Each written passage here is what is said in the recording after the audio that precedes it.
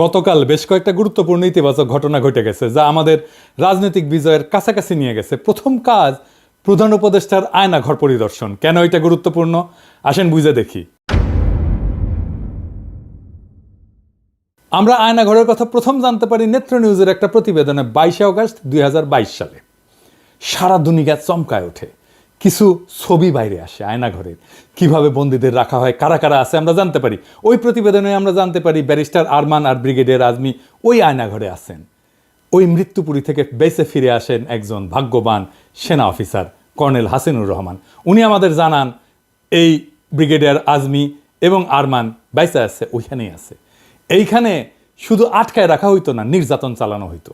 আপনি জেলে যান অপরাধ কইরা, কিন্তু জানেন আপনি কবে ছাড়া পাবেন, আপনার পরিবার জানে আপনি কোথায় আছেন, আপনার আইনজীবী আপনার পক্ষে সওয়াল জবাব করতে পারে আদালতে, আপনার পরিবার আপনার সাথে দেখা করতে পারে, আপনি জেলে বই পড়তে পারেন, নামাজ পড়তে পারেন, খেলাধুলা করতে পারেন, গল্প করতে পারেন, অসুস্থ হইলে চিকিৎসা নিতে পারেন, ওইখানে হাসপাতাল আছে, ভালো মন্দ খাইতে পারেন। এখানে কিছুই নাই, কোনো বিচার নাই, শুধু পশুর মতো আটকায় রাখা। আর এটা কোথায়? ক্যান্টনমেন্টের ভেতরে। নেত্র নিউজের প্রত্যেকটা বর্ণ সত্যি ছিল। এটা ছিল হাসিনার গোপন বন্দিশালা, যাদের কোনোভাবেই আইনত কারাগারে রাখা যায় না, দণ্ড দেওয়া যায় না, তাদের এই আয়না ঘরে রাখা হইতো। আমরা জানতাম একটা আয়নাঘর আছে, কিন্তু অবিশ্বাস্য হইলেও আমরা জানছি একটা না, 700 থেকে 800 এরকম গোপন বন্দিশালা ছিল। বাংলাদেশে যত আয়নাঘর আছে প্রত্যেকটা খুঁজে বের করা হবে। সোফার আমাদের কাছে গুম কমিশনের ইনভেস্টিগেশন অনুযায়ী এবং সিকিউরিটি ফোর্সে যা ইনভেস্টিগেশন করেছে আমরা জেনেছি এটার সংখ্যা কয়েকশো, মেবি 700 থেকে 800, এবং এইটা আরও বের হচ্ছে। এই আয়নাঘর পরিদর্শনের অনুমতি পায় গুম কমিশন সেপ্টেম্বর মাসে। 3রা অক্টোবর আমরা জানতে পারি অনেক আলামত মুছে ফেলা হয়েছে, ভেঙে ফেলা হয়েছে দেওয়াল, রং করা হয়েছে নতুন কইরা।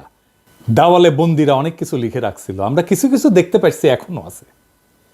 তাদের কষ্টের কথা, তাদের যন্ত্রণার কথা লিখে রাখছিল, সেটা মুছে দেওয়া হয়েছে। জানুয়ারি মাসের 19 তারিখ সিদ্ধান্ত হয় প্রধান উপদেষ্টা যাবেন পরিদর্শন আয়না করে। তারিখ ঠিক হয়েছিল 3রা ফেব্রুয়ারিতে পরিদর্শন হবে, কিন্তু সেইটা স্থগিত হয়। 5ই ফেব্রুয়ারিতে নেত্র নিউজই জানায় আর্মির চাপে এই পরিদর্শন হচ্ছে না। সংবাদে ছাপা ওয়াকারুজ্জামান বহু আকাঙ্ক্ষিত এই শক্ত গুরুত্বপূর্ণ কাজটা করতে প্রধান উপদেষ্টাকে বাধা দিছে। এখনো সে গুম খুন নির্যাতনকারী ডাকাত প্রকৃতির দুর্বৃত্ত সেনা কর্মকর্তাদের পক্ষ নিয়ে প্রফেসর ইউনূসের সরকারের উপর নানা ধরনের বেআইনি এবং অন্যায্য অন্যায় চাপ সৃষ্টি করে যাচ্ছে এবং ভয়ভীতি দেখাচ্ছে। আয়নাঘরের বন্দি আজমি সাহেবকে ডেকে নিয়ে গেছিল ওয়াকার সাহেব, বলছিল স্যার এটা নিয়ে কথা বললেন না, আর্মির বদনাম হবে। আপনার কি দরকার স্যার, আপনি বলেন। তারপরে একটা কাজ করা হয়েছিল, জাতিসংঘের সাপোর্ট আনা হয়েছিল, আর্মি চিফ যেন এই চাপ অনুভব করে সেনাপ্রধানের সাথেও দেখা করছিল, কাম হয় নাই। টিএফআই যে আয়নাঘর ছিল ওইখানে প্রসিকিউশন টিম ভিজিট করতে গেছিল কিছুদিন আগে। যেদিন যায় সেদিন সেখানে একটা বালতিতে 5টা তাজা শক্তিশালী টাইম বোমা রাখা ছিল। প্রসিকিউশন টিমের একজনের চোখে ভাগ্যক্রমে বাড়ায় থাকা একটা তার চোখে পড়ে, তাই কোনো দুর্ঘটনা ঘটার আগেই সেই বোমাগুলোকে নিষ্ক্রিয় করা হয়। এতই শক্তিশালী ছিল সেই বোমা যে পুরা বিল্ডিং উড়ে যাইত। আল্লাহর কি কাম, হাসিনার বক্তিমা মারার ইচ্ছা হইল, পাবলিকে গেল খেইপা। 5ই ফেব্রুয়ারিতে 32 নম্বরে চালানো হইল বুলডোজার, চুরমার করে দেওয়া হইল 32 নম্বর আওয়ামী লীগের তীর্থভূমি। আমি বলছিলাম এখন প্রধান উপদেষ্টাকে আয়নাঘর পরিদর্শন করতে হবে।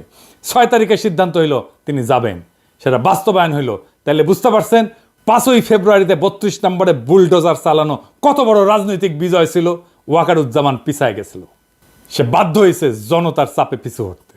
এইখানে সামি আলাপ তুলছে আল জাজিরার এক একটা ইউনিট আলাদা আলাদা, তাই আল জাজিরার তানভীর আছে, কিন্তু সামির ইউনিটকেও ডাকা হয় নাই। এটা একটা অপরাধ হয়েছে, অন্যায় হয়ে গেছে, মহা অপরাধ হয়েছে। আর কি মায়ের ডাকে তুলিকে ডাকা হয় নাই, এটাও অন্যায় হয়েছে। এর জন্য নাকি দায়ী আদিলুর রহমান শুভ্রা, রেজনা হাসান। তুলি হইতেছে দুধ ভাত, আল জাজিরার 2জনকে কেন ডাকা হয়নি, এটাই আসলে আসল ইস্যু। আচ্ছা এবার আপনারা বলেন আয়নাঘর নিয়ে আওয়ামী লীগেররা কি বলতেছে? বলতেছে কেন 6 মাস লাগলো ভিজিট করতে, বলতেছে না এটা এই সময় বানানো হয়েছে, বলতেছে না রং কেন নতুন, এটা বলতেছে না এটা নাটক, বলতেছে না। এখন বলেন এটা কোথায়? ক্যান্টনমেন্টে তো। কারা বাধা দিছে ভিজিটে? সেনাপ্রধান তো, তাই না? নেত্র নিউজে বলছে তো। আর জেনারেল বাধা দিছে, আলামত নষ্ট করছে ডিজিএফআই। ডিজিএফআই কারা থাকে? সেনা অফিসাররা থাকে, তার আন্ডারেই তো ছিল। তাহলে আজকের আলাপ কি হওয়া উচিত? আজকের আলাপ হওয়া উচিত ছিল সেনা প্রধানের অপসারণ, ঠিক কিনা বলেন? অন্তত সেনা প্রধানকে জবাবদিহি করতে বাধ্য করা। কিন্তু সামি আলাপ নিয়ে গেল কোথায়? আদিলুর রহমান আর রেজওয়ানা হাসানের পদত্যাগ। কোন জিনিসটা পলিটিক্যালি গুরুত্বপূর্ণ? ওয়াকারের সমালোচনা নাকি এই দুই উপদেষ্টার সমালোচনা, এমনকি পদত্যাগ দাবি করা? দুই উপদেষ্টা যদি আল জাজিরার আরেকটা ইউনিটকে না ডাইকা থাকে তাহলে তো খুব ঠিক কাজ করছে। আপনারাই বলেন, আর একজনকে নেওয়ার যদি স্পেস থাকতো, আর একটা সাংবাদিককে, আর একটা সংবাদ মাধ্যমকে, তাহলে আল জাজিরার আরেকটা ইউনিটকে না ডাইকা এএফপিকে ডাকা উচিত ছিল না? এই এএফপির ইন্টারনেট কানেকশন ইউজ করে ইন্টারনেট ছাড়া অবরুদ্ধ বাংলাদেশে গণহত্যার খবর সবাইকে জানাতে পারছে দেশের বাইরে সবাই। এএফপির কি ভূমিকা ছিল ফ্যাসি বিরোধী লড়াই সেটা সবাই জানে।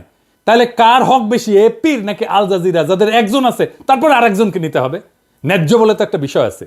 তুলিকে না হয় নাই কারণ আগে সিদ্ধান্ত হয়েছিল ভিকটিমকে নেওয়া হবে, ভিকটিমের ফ্যামিলি না। ভিকটিমের ফ্যামিলি না হলে তুলির নাম এক নম্বরে থাকতো। কিন্তু তুলি তো স্বামীর ইস্যু না, তুলির কথা আনছে তার নিজের দাবিটাকে স্ট্যাবলিশ করার জন্য।